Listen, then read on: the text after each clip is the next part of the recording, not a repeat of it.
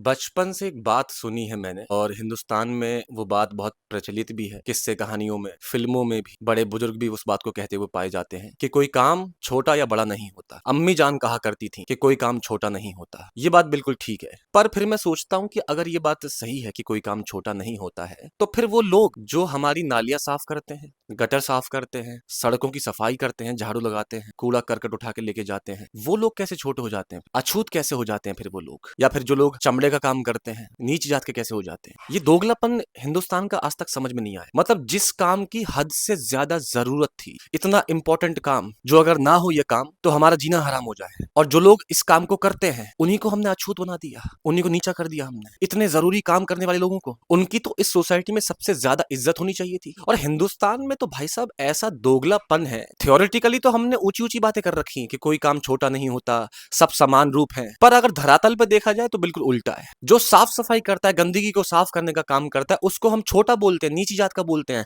और इसके उलट जो गंदगी फैलाता है उसको हम सिर पे बैठा के रखते हैं, उसको हम सत्ता में पहुंचा देते हैं, उसको हम वोट डाल के आते हैं। जो गंदगी फैला रहा है, जो गंदगी फैलाता है, उसको हम कहते हैं कि हमारे राम है, ये हमारे राम। अरे जो गंदगी फैलाता है वो राम कैसे हो गया? अगर हम दशरथ के बेटे राम की बात भी करें, वो शूद्र भी तो हैं, क्योंकि राम का काम है गंदगी साफ करना। क्या काम किया राम ने? कर्म से क्षत्रिय बोला गया उनको। बट ध्यान से देखो तो सही, रावण गंदगी है, रावण को साफ किया उन्होंने, क्योंकि अहंकार से बड़ी गंदगी और क्या हो सकती है, जोर जबरदस्ती से बड़ी गंदगी और क्या हो सकती है, उसको साफ करने का काम राम ने किया है। तो गंदगी फैलाने वाले को तुम राम कैसे कह सकते हो? गंदगी साफ करने वाले को राम कहेंगे ना? तो राम केवल और केवल क्षत्रिय कैसे हो गए? वो शूद्र भी तो हैं, सफाई कर्मचारी भी तो हैं। अगर नीची जात का तुम्हें कहना ही है तो राम को भी कहो। रावण अहंकार का प्रतीक है, रावण ज्ञान का भी प्रतीक है, और ज्ञान भूसा होता है। जिस प्रकार का ज्ञान रावण के पास है वो भूसा है, कूड़ा करकट है, उसको साफ करने का काम राम करते हैं। अब चाहे तुम बाहर की गंदगी साफ करो, चाहे भीतर की गंदगी साफ करो, मन की गंदगी साफ करो, क्योंकि हम सबके मन में ही तो सो कॉल्ड ज्ञान भरा पड़ा है। तो वो सभी लोग जो हमारा कूड़ा करकट उठा के लेके जाते हैं, गटर साफ करते हैं, सड़कों की सफाई करते हैं, नालियां साफ करते हैं, वो राम है।